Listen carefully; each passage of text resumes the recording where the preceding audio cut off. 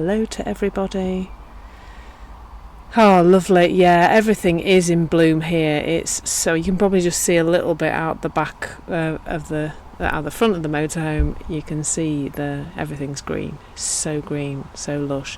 And I think, to be fair to the weather and nature, it did need to rain last night because everything started to look a little bit dry already. Because we're a temperate, I guess you'd call, country. And so when it goes to any kind of extreme of cold or warm, like our nature does cope okay, but we don't. The humans of the UK. Who's here from the UK? Let me know. The temperature now is, I don't know actually, Jenny. About 20 something. 20 something, I'm going to say it's 20 something. It's raining at my house. Ace, I'm not where my house is, so not in the rain. But I don't actually have my actual Lincoln. 23 says it's 23. I don't have anything telling me the actual temperature. I've not got a thermometer, but the phone says it's 23 and we'll trust that. So 23. So welcome. Hello everyone. Please do say hello. Let me know if you're new. Oh, there we go. We are matching weather, Violet. That's so cool. I have a friend who lives in New York, and she has a load of snow, and then like a few days later the snow arrives with us. It's quite funny. It gets blown across the Atlantic to the UK. So let me know if you're a regular here. I've already seen some of my regulars. So lovely to see you all. And let me know if you're a newbie.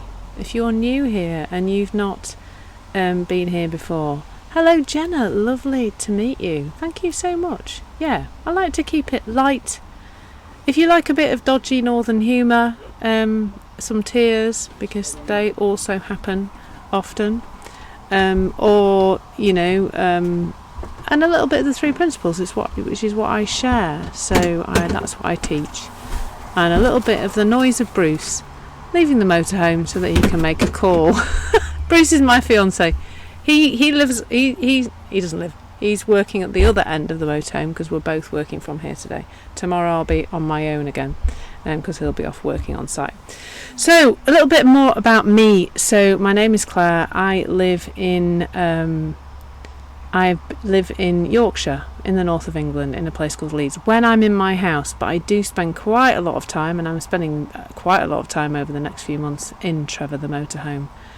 So Trevor's a big 6-berth, 7-metre long motorhome. Not quite as big as some of the things you have in the US. I saw one the other day in the UK actually. It just looked huge because we don't have such big roads here, so it just looked massive. So the rest of the time I'm here in the motorhome, pottering around. My fiance has a job where he travels quite a bit, and we just travel together. It's lovely. And it means that we see more of each other. He doesn't have to travel as much, and I get to pot around and sit in different places and talk to you lot. So that's marvellous, isn't it? Thank you, Jenny. I'm so glad you have been finding those uploads of the lives for catching up. So if you come in part way through or you miss one completely, they are now on a YouTube playlist, which is on the link in my bio, which you can have a look at.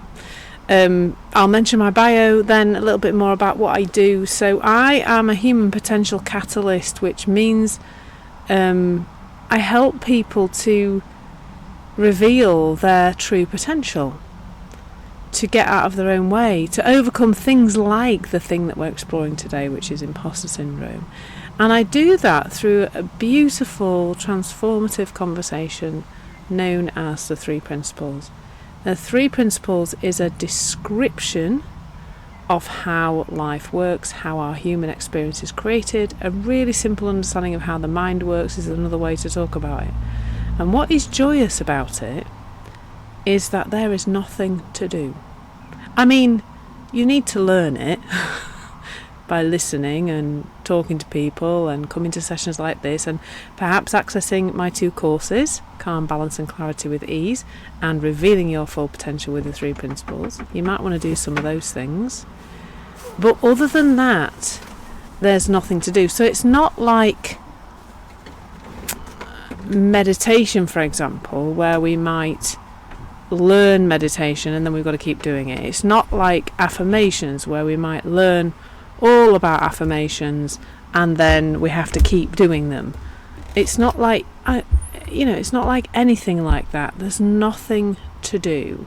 So I often talk about it being the antidote to self-development. So please do let me know in the comments if you've tried a lot of things. You've tried all the types of, journaling things. You've tried to meditate. You've tried to do affirmations. You've maybe tried tapping. You've tried EMDR. You've tried therapy. You've tried hypnotherapy. You've tried every other kind of thing that has therapy on the end of it. You maybe tried other kinds of coaching. If you've read a lot of self-development books or listened to them, in my case I was always a listener, not a reader so much. If you've done all of that and you feel like you can't stop because you're not really sure, well, you might not be so sure who you are without it anymore, or how that you're kind of letting yourself down if you don't keep doing it. I think that is huge, especially, I don't know, there's a lot of women on this call, I can see you all. Have we got some men on the call too? I do find for women more than men. I had a real revelation the other day that really speaks to this, and I'll share it before I crack on with the main subject. But I think women misheard the call to action. A while ago, a long time ago, before probably all of us here were born, when women stayed in the kitchen and the home and kind of did that kind of thing and weren't really so much in the workplace, and there wasn't the equality that we now have. At some point, the call to action was rally the women was, you can do anything, and women misheard it as you can do everything, and we've been doing it ever since. And whether that's in our the integration or the lack of integration between our personal and our working lives, whether it's in our relationships, whether it's in our parenting, whether it's in our self-development, it's like we've got to do everything. And that if we're not doing everything, we're kind of letting ourselves down a bit. So I'd love to hear from some of you women there who feel like that, like you've misheard the call to action, that you should be doing everything. Everything to fix yourself, everything to get it right, everything to feel better, everything to get everybody else to feel better. I mean, that's the mummy thing, isn't it? When it looks like it's your job to make everybody else feel good. Thank you, Nancy. So I think especially for women, that's kind of where I'm helping out here, is we've all got a voice in our head saying, keep going, keep going. Yet I would say society in general has got used to doing everything, and I think that's part of the three principles, how we would describe that through three principles understanding, is that it's the outside in misunderstanding that we need to do everything to make ourselves feel okay, when in actual fact the feeling of okayness, and that is really how I would call how I feel most of the time now, just okay. Not like woo, not like jazz hands happy. I am happy a lot. I mean, yesterday, I can't remember what the joke was even now, but Bruce and I were talking about something, and I said something, or he said something, and I laughed so hard I stopped breathing. And you laugh so hard that there's no sound. The laughter itself has just become silent. Laughing so hard, and I can't even remember what it was about. If I remember, I'll share. Women are shouldering a very, very heavy burden. We think we're supposed to be doing everything. So I help people to see that voice, to become aware of that voice, to start to question that voice, to start to change our relationship with that voice that says you need to do everything. And almost like the other voice, Jenny, you probably are familiar with this, me definitely, like the voice that says, well, if you're not doing everything, you're lazy, useless, and imposter. We're going to talk about that today, of course. So, Nancy, I will give a quick overview of the three principles, but if you click on the link in my bio, there is a video there that I think expands on it a little bit more, and there is a track that's just waiting for approval, which is called What Are the Three Principles and Why Did They Bring More Ease to Life? And I'm hoping that it's going to get approved soon, but they have had a bit of a backlog, and it's been strange because they've been approving my more recently uploaded tracks quite quickly, but then it's almost like there's a band of my tracks they've just forgotten about. So they haven't gone back. They're not doing them in chronological order in terms of how I've uploaded them. If it doesn't get sorted soon, I'll try maybe making a premium track of the same nature and see if I can get it through that way, because it's stuck in the system at the moment. So the three principles are thought, consciousness, and mind, or universal mind, universal intelligence is a good way to speak about it. And what the three principles is a description of how the three principles work together to create our human experience. So when you hear me on this live, you'll hear me talk about thoughts and thinking, and personal thinking especially, but also about universal thinking, universal connected, the oneness, what comes from our intuition. You'll hear me talk about consciousness in terms of awareness, noticing, curiosity, those kind of things. And you'll hear me talk about universal mind as energy, the energy of life, nature, often. It's that thing that connects us all together. Wisdom, I might talk about too, intuition, those kind of things, gut instinct. So when we take those three principles together, we can really explain every single aspect of the human experience, from how we feel on a day-to-day basis to why people do awful things to each other, which they do, don't they, unfortunately. So hopefully that's helpful, Nancy. As I go through the talk, what I'm really talking about a lot in these talks is the implications of the three principles, as in, what are the results of this truth in terms of how our human experience is created. If you want to find out more, both my courses do give you more information, and they're available on my bio if you go over and have a look. So hopefully that's helpful, Nancy. So today, before I go on, we have a theme each month. This theme this month is Revealing Your Potential, which is why the course is called Revealing Your Full Potential with the Three Principles. Next month we're going to look at productivity. So if you've got something you'd like to explore, something that's getting in your way in terms of productivity, procrastination, motivation, those kind of topics, you can pop it in the comments, and I tend to just find something to write on and make a note, or you can drop me a message and let me know about those things that you would like me to talk about. And I will be pulling a course together, which keeps appearing on my list and not getting done. So hopefully tomorrow I'm going to have a really good look at that and start penciling it out, but not recording it in the motorhome because the sound quality is not quite good enough. So so please do let me know if there's something you really want me to talk about. We've all got something, I think, in terms of getting stuff done that we would like to experience differently. So please do let me know if there's something there you want me to explore. I'm always looking for topics for these sessions. And in terms of revealing your potential, we've got another week or so to go. Week and a bit, probably be nearly the end of, I think the 1st of July is a Friday. Anyway, back end of next week. So we'll be swapping topics next week. I really do need to do the course, don't I? Anyway, if you find this content helpful and you enjoy Insight Timer and you'd like to support me, then please, of course, donations are gratefully received. Thank you so much if you're able to do that.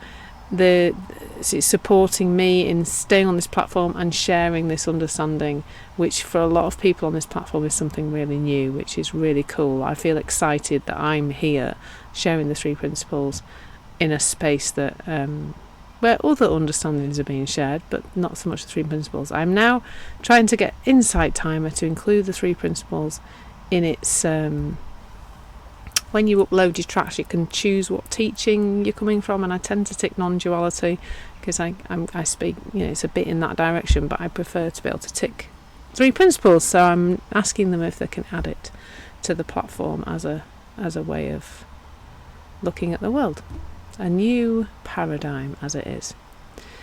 So today we're going to talk about imposter syndrome. We're going to talk about releasing imposter syndrome, the 3 principles way.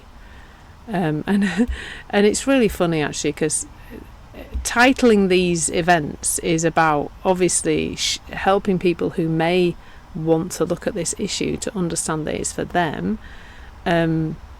And so using words like releasing imposter syndrome is probably the best language I could use, because it's not really going to be like other things where we are going to do some kind of practice to get rid of imposter syndrome, because that's not what we do in the we don't do anything in the 3 principles. We teach you about imposter syndrome so you can understand it better, and then it will release itself, which sounds ludicrous when I say it sometimes. I just think people must think I'm bonkers, but actually that's the joy of the 3 principles. It really is the antidote to all this doing that we're doing, because we're doing everything, aren't we, Jenny, all the time, and we're shouldering the burden of all the stuff out there we've got to do, but then the burden of all the things that we're supposed to be doing to fix ourselves and make ourselves better.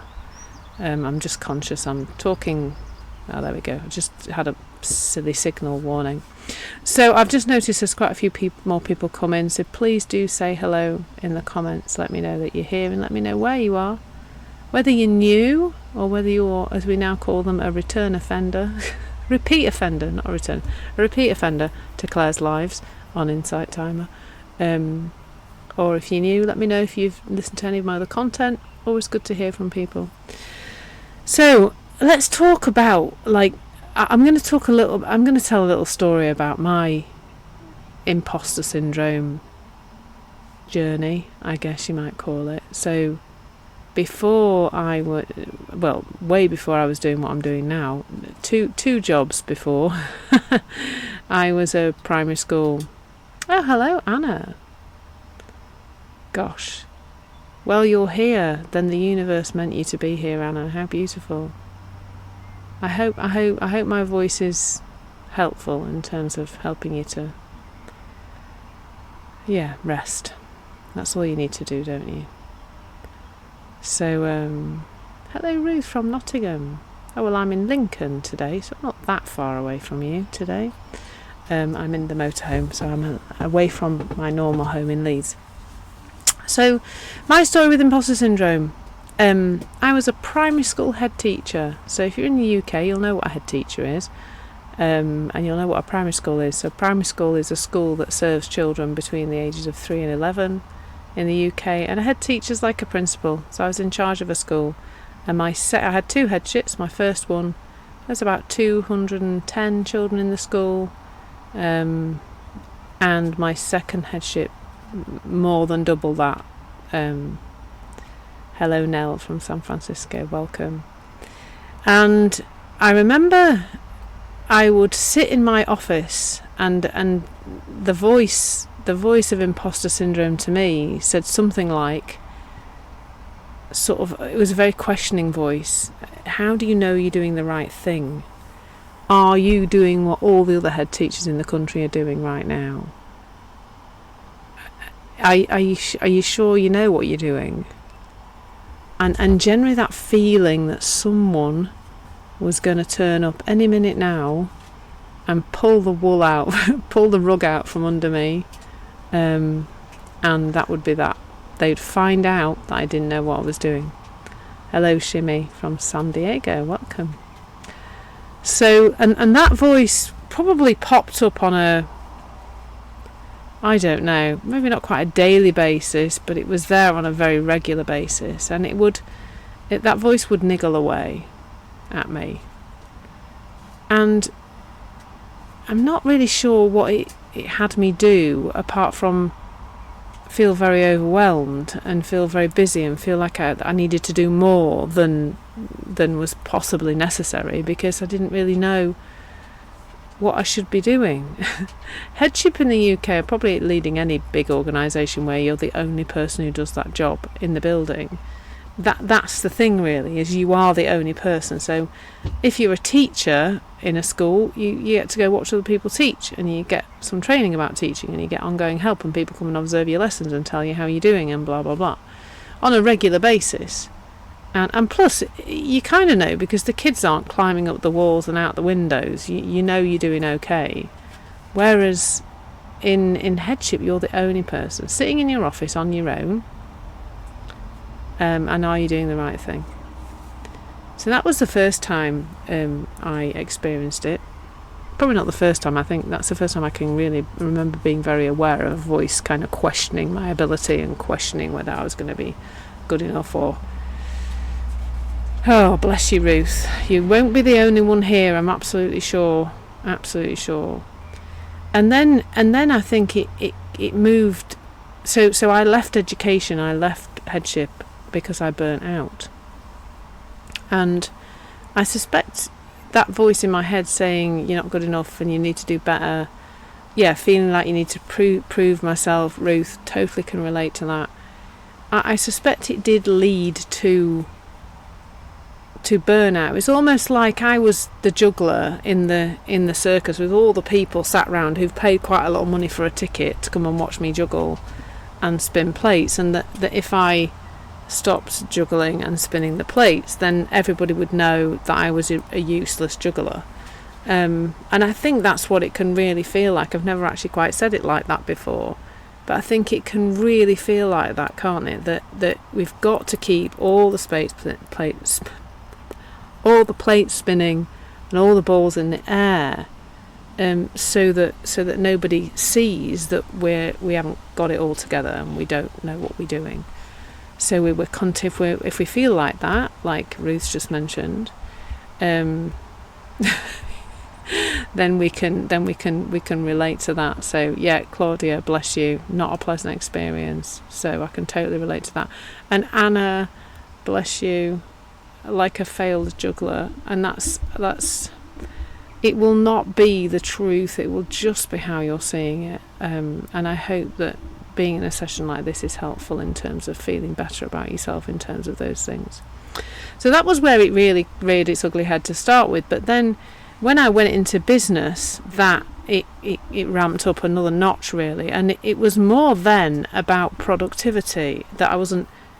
Well, there was definitely something around not doing the right things. So anybody here who's a business owner will know, especially if you've attached the label coach anywhere on your business, but I'm sure it's the same for people trying to build an accountancy business, that once you say that, people are, every single day I get connection requests on LinkedIn from people who say they're going to build a business for me, they're going to help me build my business, and the Facebook ads, there's a lot of those too. There's a lot of people telling us that we can't possibly be doing it good enough, so we need to have somebody else do it for us, growing our business, marketing, all those kind of things.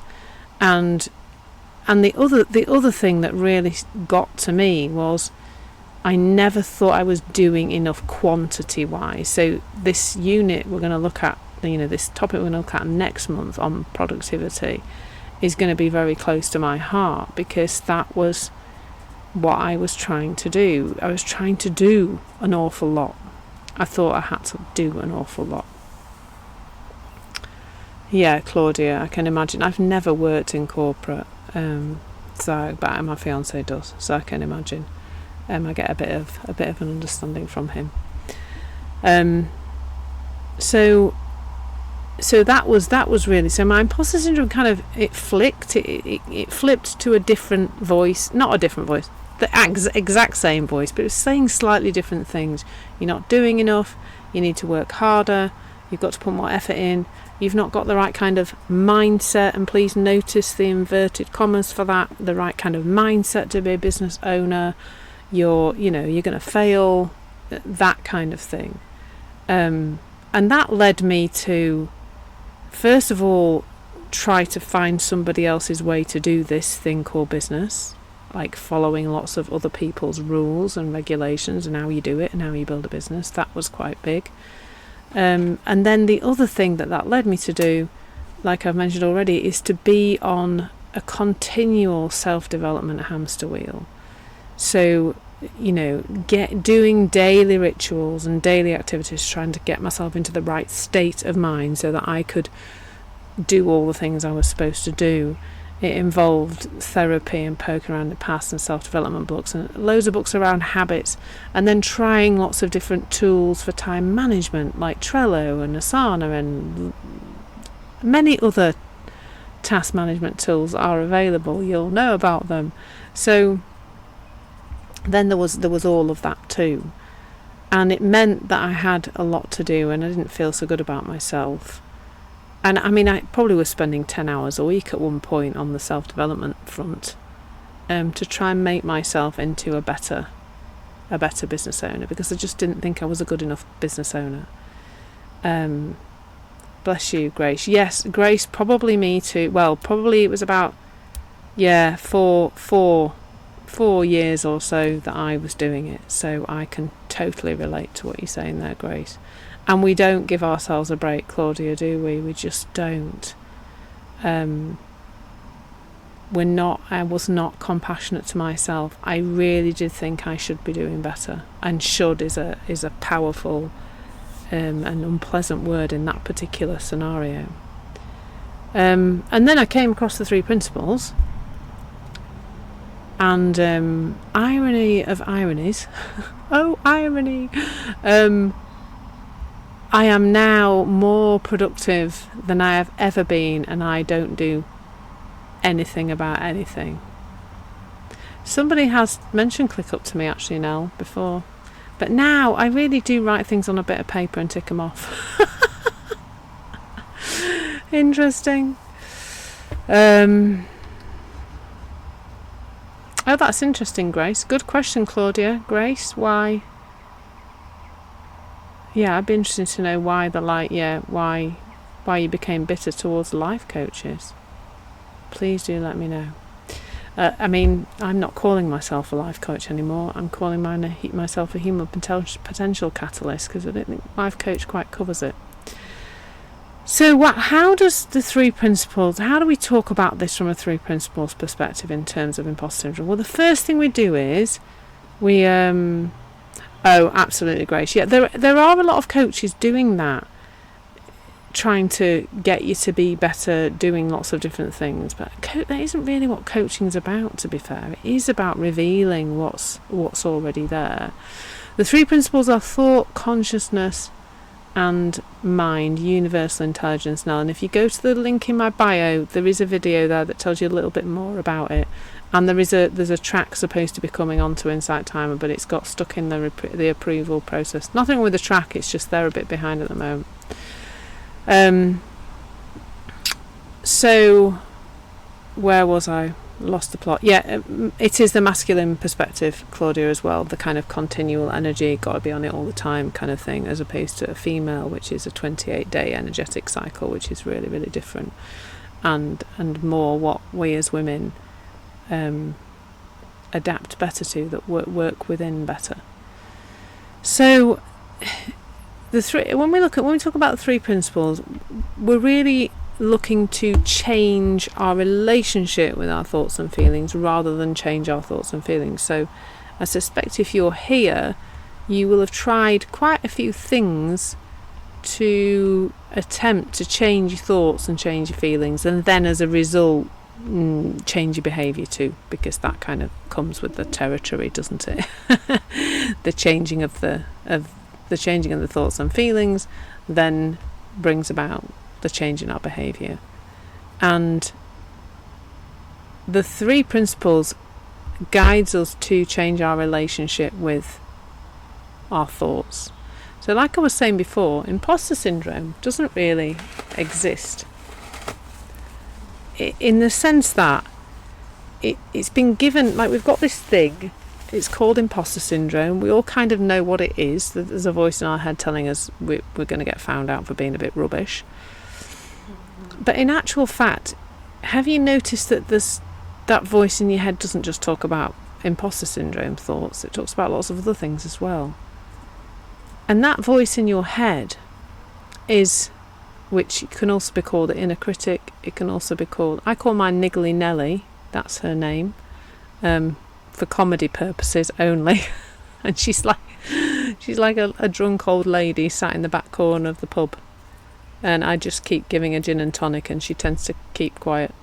So that's just my little joke about her. I don't need her to go away anymore.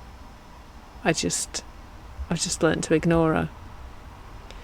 So if we say something's imposter syndrome, and we give it a big title, and we say it's a thing, and we think it's part of us, and we think it's who we are, I'm a person with imposter syndrome, like I'm a person with chicken pox, which you might be, or I'm a person who's got a cold right now. But even that, who knows? We could go really woo on that, couldn't we? But or I'm a person with blonde hair. In the physical realm, that's who I am. That's what I've got. Imposter syndrome is not a thing that you've got. It's just some thoughts that you're taking seriously, that you're believing, that you're listening to.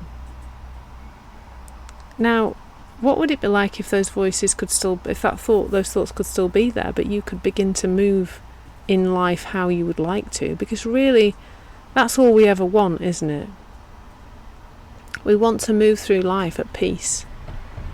We want to move forward in our life. We want to do things. We want to create things. If you're a business owner, you want to, you want to make things happen. If you're employed, you want to take the next step in your career and do things. Even in our home lives, there are things that we'd like to just move forward with and achieve and create and get done. And we've all got something in our heads that's stopping us at various points in our life from doing that. And sometimes those voices are really loud, and sometimes they're not so loud. But they're all made of the same stuff. And it's no more complicated than us growing up with voices around us that were not supportive, with voices around us that said we're not so good. So I'm a 1971 born person, or I was born in 1971 would be a better sentence for that. And I would say that in this country, 1970s and 80s parenting was critical. Anybody else parented in the 70s and 80s can relate to that. I call it treat 'em mean, keep 'em keen parenting. Which you may have heard that phrase before in reference to how you might treat men, or how men might treat women. I don't know. Anyway, yes, I would say that's a lovely way of putting it, actually, tough love. Because how I see it is that the theory of parenting, which wasn't conscious at all by our parents, and I'm not blaming our parents, but the theory of parenting was something like, tell your children that they're a bit rubbish enough times, and they'll step up. They'll prove you wrong. But you need to tell them what's wrong with them. You need to criticise them, and you need to make sure they're very aware of their faults, so that they can step into something better. Now that's just one example. That's just my example. That's my experience. And I've even spoken to my mum, who's 79, about this, and she absolutely agreed that is just how they parented back then. It was a bit physical, the parenting. I was definitely chased around the house and smacked. Not abused, but definitely smacked. I didn't smack my children, but it was just how it was. And that isn't I don't know that poem. Yeah, JG, love that. I'd love to see that poem. I'll have a look. I have heard of it, actually, and I can't think what it's about. JG, yeah, work hard. Work hard definitely was one of them. Mine wasn't so much work as soon as you can, because the expectations on me were that I would go to university. Yeah, teacher's always right, irrespective, absolutely. And I was a girl who did not like, because I was brought up to be right, so I would go to school and I would challenge the teachers until they were wrong. I did it in a very nice way. I never got into real bother, but I did say, no, that's not right. If teachers actually told me something wrong, I would tell them they were wrong. Oh, bless you, JG. Job by 15. I was mine was slightly different in that the expectations of me were that I would go to university. Just there was no question around that. And I think for both of us, that probably meant that we didn't really follow our own hearts in what we might like to do, and what direction we want to go with. So all of these things, these experiences that you've had, oh, thank you, Jenny, the experiences that I've had, we've all had our own unique experiences of life, mean that we have our own unique voice in our heads, our thinking. It's not really a voice in your head, it's just your thinking. It's our thinking, it's unique to us. And for most of us here, because we are here talking about imposter syndrome, that voice in some way, shape or form tries to hold us back. It's trying to keep us safe. It's trying to keep us out of trouble. It's trying to make sure that we don't end up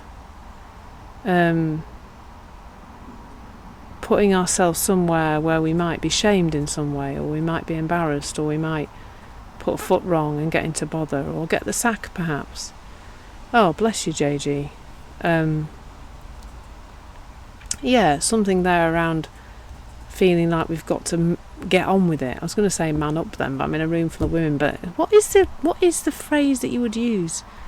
Be strong, maybe. That we've got to be strong. You know, I say a phrase like man up because I'm 52. They just come out, you know, like a thought just comes.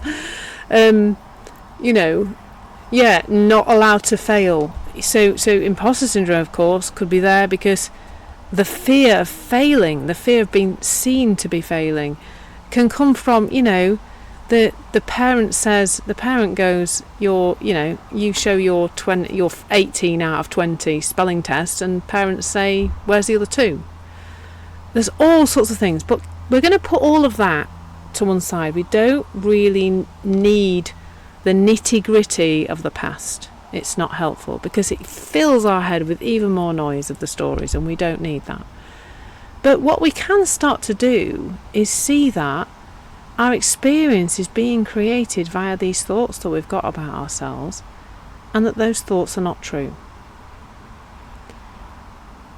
So the fear of failure, Ruth, is a fear that you learnt when you were a very small child. And I guess what I start to say about that to my clients is, who come to me with just those kind of things, is, what's that got to do with us now?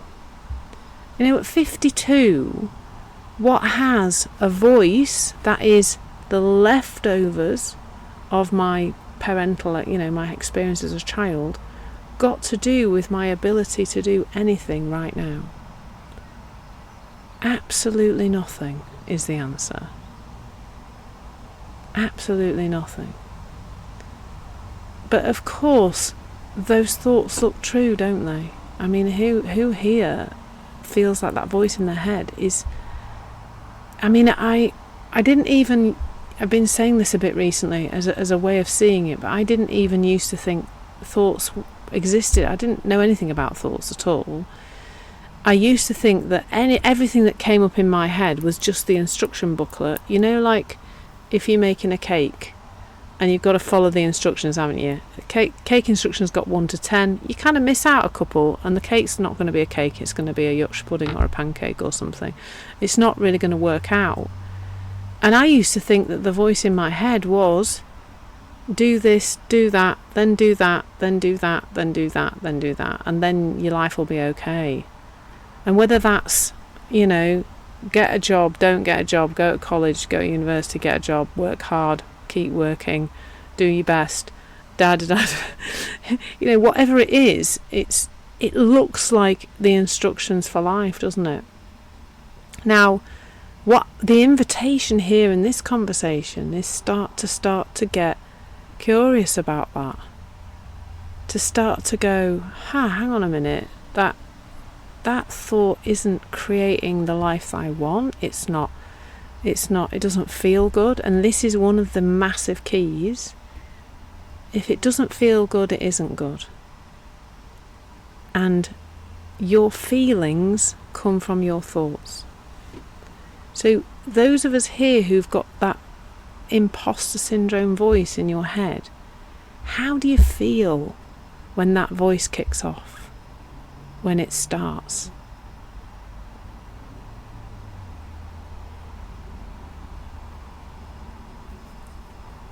Oh, bless you, Pamela. Oh, I'd love to have a chat with you. It's never too late, you know. I'm not that far behind you. I'm 52 and it's taken me a while. But that's what I've received from this understanding, is the freedom now, I believe, to do and create anything. I've actually just joined a PR, public relations course to get myself into the press as much as possible, and I'm ready for it now. But a few years ago I wouldn't have been. I would have been terrified. Imposter syndrome would have stopped me even daring to sign up on the course. Oh, Jenna, that's absolutely perfect. Absolutely perfect. I love that. I love what you're sharing there. Thank you so much for being honest. You feel like you're of little value.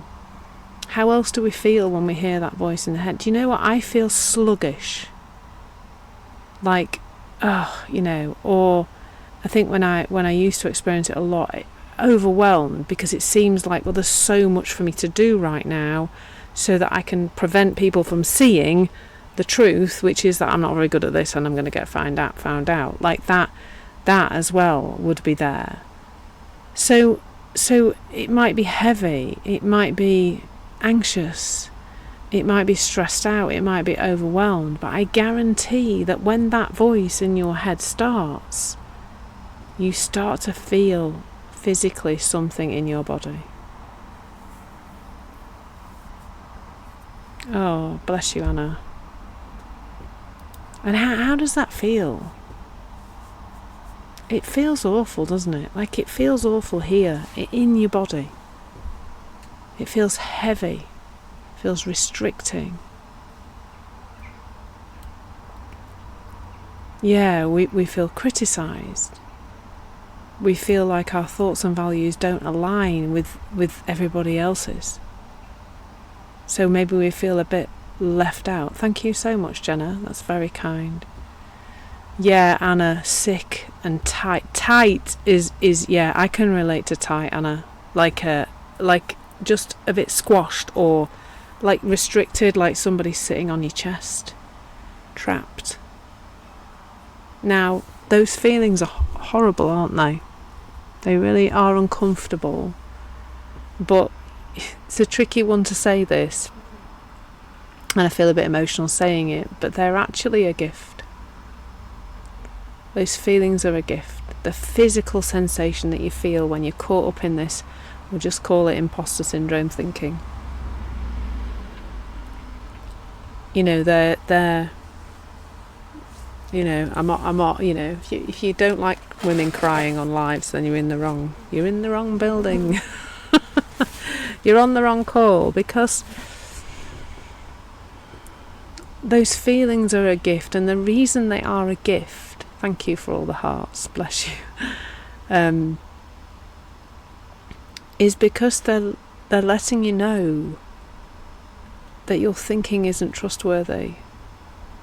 They're letting you know it's not the truth, because you are not feeling anything out there. You're not feeling the work, you're not feeling your life. You're feeling your thinking, because that's how we work. Yes, Shimmy. That's beautiful. And our life song, Shimmy, is inside us all the time. It's in our heart, it's in our soul. It's who we really are. And that thinking that brings with it the awful feeling is just a cover-up. It's just a cover-up. But we're being guided all the time. We're never not being guided. It's like we have this perfect system that is built to bring us back to peace and calm, by letting us know that the trains of thought we're following right now are not true, not helpful, lies, really lies.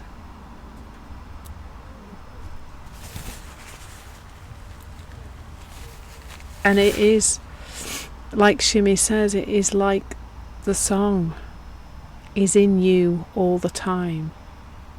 It isn't even turned down. It's just covered up by somebody's noisy brass band. Your beautiful song, your heart song, your soul song is there all the time. And then this noise up here, cymbals, drums, blooming trombones and trumpets and is just covering over the truth of who you are. You know, this month exploring, revealing your potential. That's it. Your potential is that song. Thank you for contributing that, Shimmy. That's absolutely perfect. Yeah, they zap our energy, they drain us, they cover everything over with muck. And Anna, what a beautiful realisation. What a beautiful realisation. Yeah, interestingly, the irony of us being, you know, I'm like you, I'm quite I'm a very honest person. I find integrity is probably one of my highest values, and yet I too sometimes listen to the lies in my head. And so I think maybe there's some friction there as well, is that when and we feel that friction, we feel it in our bodies. So really, it's this conversation is about beginning to understand when we're listening to stuff that is not of benefit to us. We're listening to the voice of the past. We're listening to our psychology. And you lovely people are not your psychology. You never have been your psychology. You're not any of the things you hear in your head. You just think you're them, because they've been there such a long time. If you think you learn all these things a long, long time ago, so, you know, like you and I, Pamela, we've been listening to the same silly voice in our head for decades. And many other people here. And that's also powerful to see, isn't it? Because how can it be true that you're not doing the right thing, that you're not doing it well enough, that you're going to get caught out, when that voice has been saying that since you were 10? It's been saying the same thing. It's probably got louder because you've maybe listened to it a bit too much because you didn't know, because you were innocent. But have you noticed that same voice has been saying the same things for decades? So how can it be true? It's got nothing to do with the truth, because the truth is present, not past. Thank you so much, Shimmy. I've just lost. Let me have a look at the comments.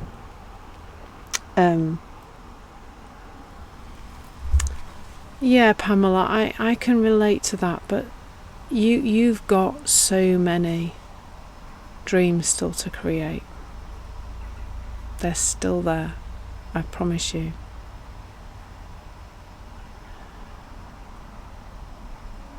And ladies, Anna, Pamela, the voice in your head that says you're running out of time, the one that makes you feel awful and anxious and upset, guess what? That's a lie too. That's a lie too.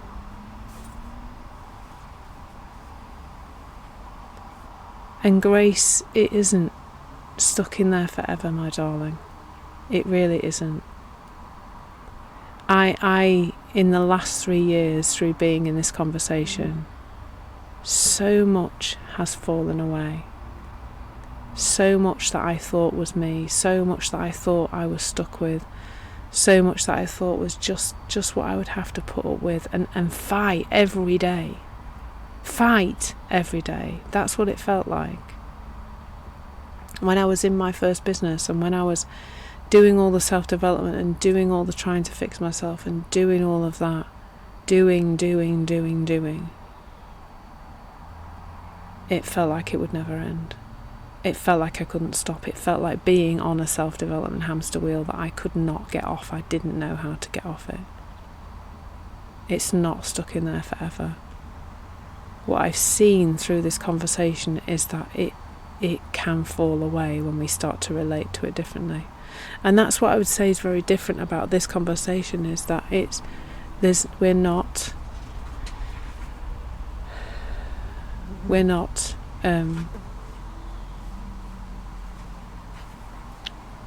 I've completely lost the end of my sentence. I'm going to go to the chat instead because it's gone.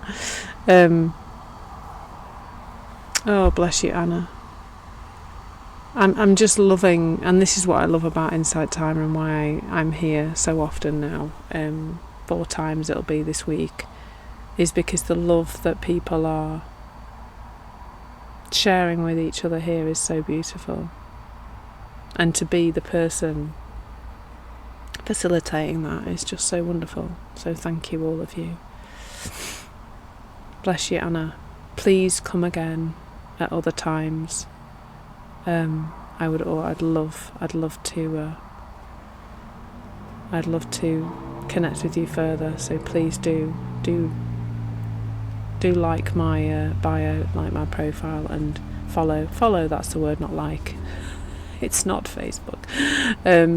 Do follow me on my profile, and please come back and explore my other content, because bless you. We're all sending you so much love, Anna and Pamela and everybody here. I think, Anna, I don't say this lightly, but everybody needs this. I don't think there's one person on the planet who couldn't benefit and have a nicer experience of life. Thank you so much, Pamela. That's so generous. Thank you. So thank you, those people who are making donations. They are much appreciated. My aim is to get this stuff out to as many people as possible, come hell or high water, because I see, even just on this call today, so much suffering, people not knowing how amazing they are. And I want everybody to see that. I really do. There's too much people just under a cloud of rubbishy thinking that that's who they really are, which is probably why I'm super emotional today. I often cry on here, so if you're enjoying this conversation, including me crying, then please do follow me. But if you don't like me crying in my dodgy Yorkshire humour, then please do follow somebody find somebody who's teaching the 3 principles, because it's a new paradigm, folks. It's a new way of thinking about ourselves and how we work, and it is built in love. And the quote that I've been sharing so much recently is a Jack Pransky quote, and he said, all we are is peace, love and wisdom, and the ability to create the illusion that we are not. And I see that illusion in human beings all the time. The pain, the suffering, the self-hatred, the imposter syndrome, the fear, the opposite of love. And I can feel so much love in this room right now. And JG, it's a good job we've all got our hankies, isn't it? Because yeah, me too. And the tears are good. They're powerful. They're healing. So don't fight them. I'm fighting them a little bit because I have to keep getting words out for the next few minutes. But thank you so much for all of you for being so. This is probably one of my, Jenny just said it's such a sweet session. It's probably one of my favourite sessions ever. Oh, bless you.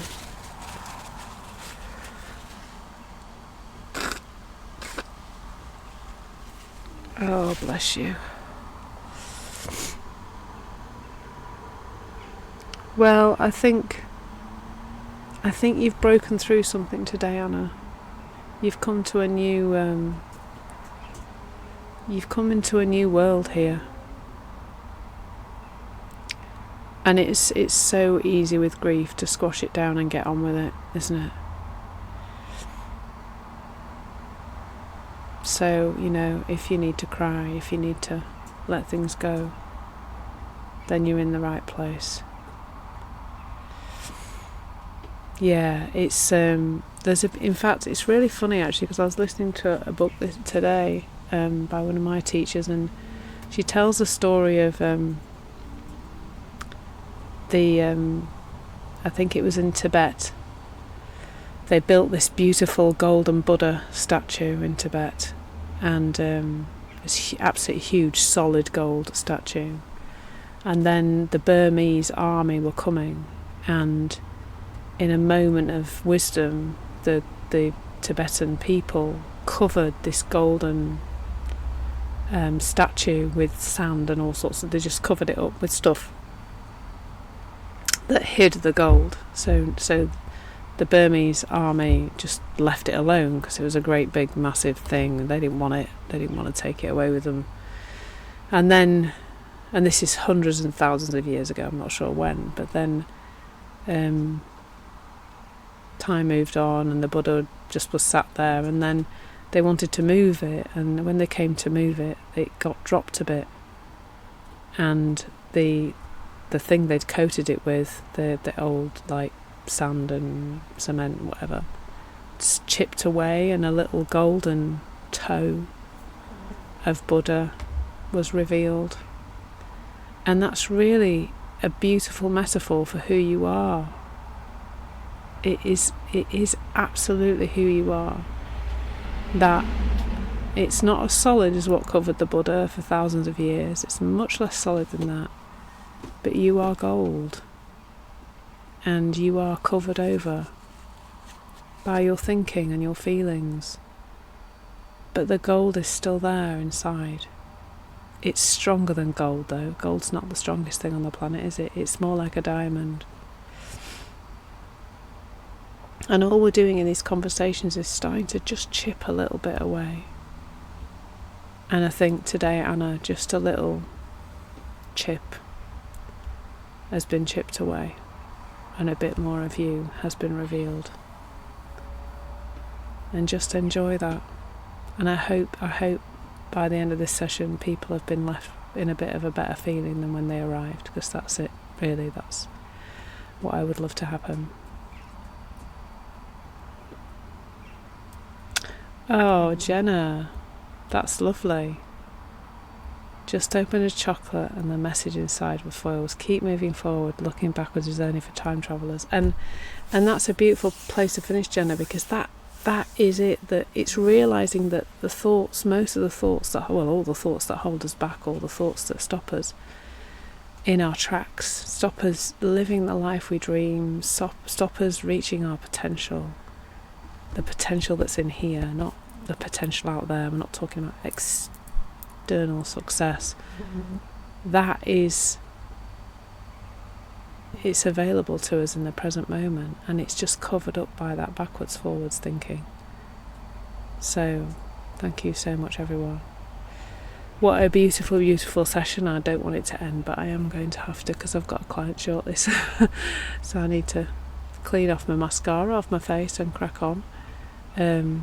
Thank you so much. There's just been so much, as I say, so much love. I am going to continue to share this understanding on Insight Timer. It's absolutely beautiful, and please do go off and follow me, and you can explore my courses that I have, Revealing Your Full Potential with the 3 Principles and Calm, Balance and Clarity with Ease. Lives this week, tomorrow at 9:50 a.m, which is a new time for me. I'm trying different times at the moment. Breaking Free from Fear with the 3 Principles. Wednesday the 21st, Understanding the 3 Principles to Awaken Your Creative Spark. And that's at 8:05 in the morning. So Anna, that might be a good one for you at a normal waking time. An evening-ish time, I think. And Friday the 23rd. Violet's going to love this, if Violet's still here. 1:11 p.m.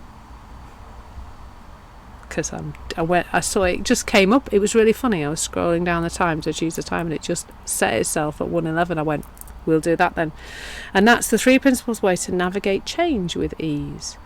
So remember, we are just exploring, revealing our potential this month. Please do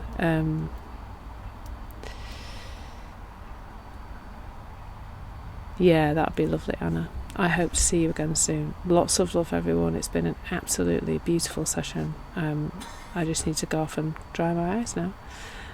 Lots of love. Take care. Thank you so much for the donations as well. The donations are really helping me to get this understanding shared as broadly as possible. Lots of love, everyone. Take care, and I'll hopefully see you all again soon.